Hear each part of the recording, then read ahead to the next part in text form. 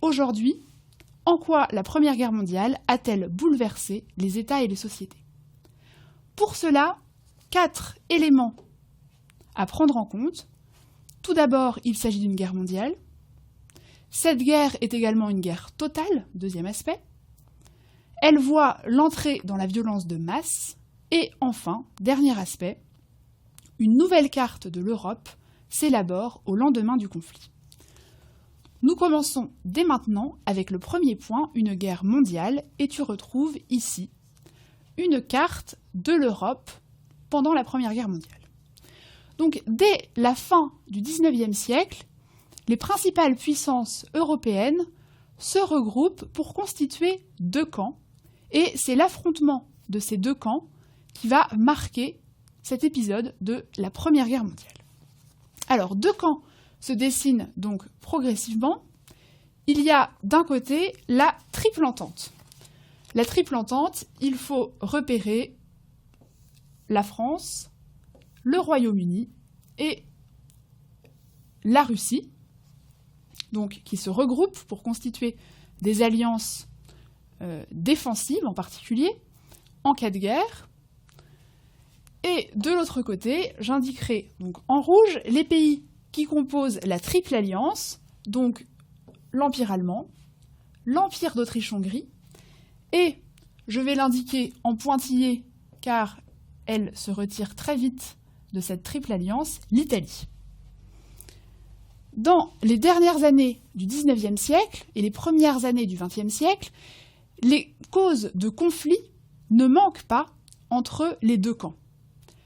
Ce conflit s'exprime en particulier dans l'espace colonial, avec plusieurs points de friction qui opposent notamment la France à l'Allemagne.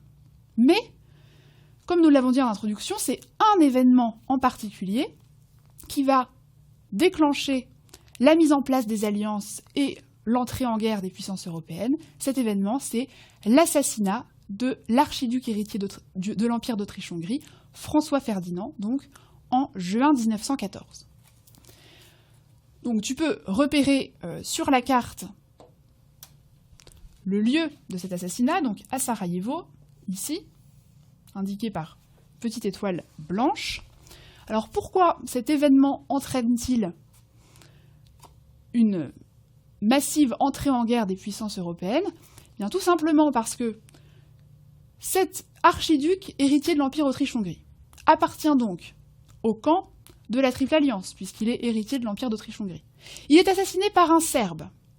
Or, la Serbie, tu le vois sur la carte, est alliée des pays de l'Entente, et en particulier de la Russie.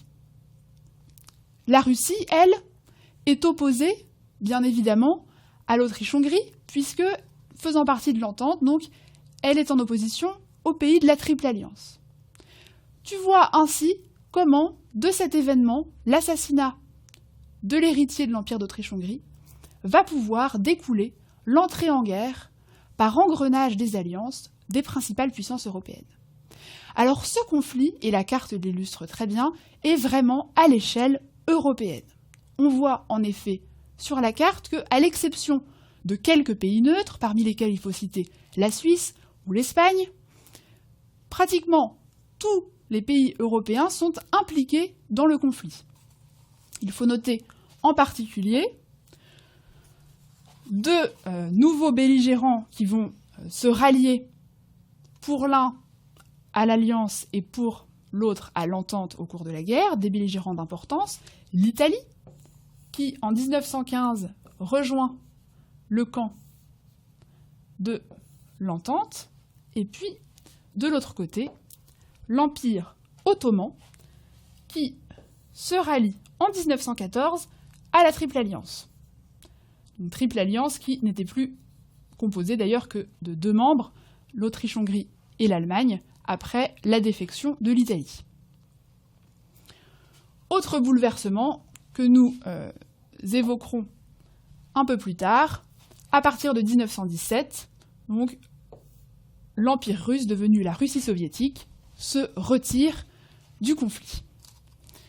Donc plusieurs théâtres d'opérations en Europe, ce qui fait de cette guerre une guerre européenne, mais au-delà de cette dimension européenne, on peut vraiment parler de guerre mondiale, puisque les colonies elles-mêmes, et en particulier les colonies françaises et britanniques, vont participer largement à l'effort de guerre en envoyant notamment sur les fronts européens un certain nombre de soldats.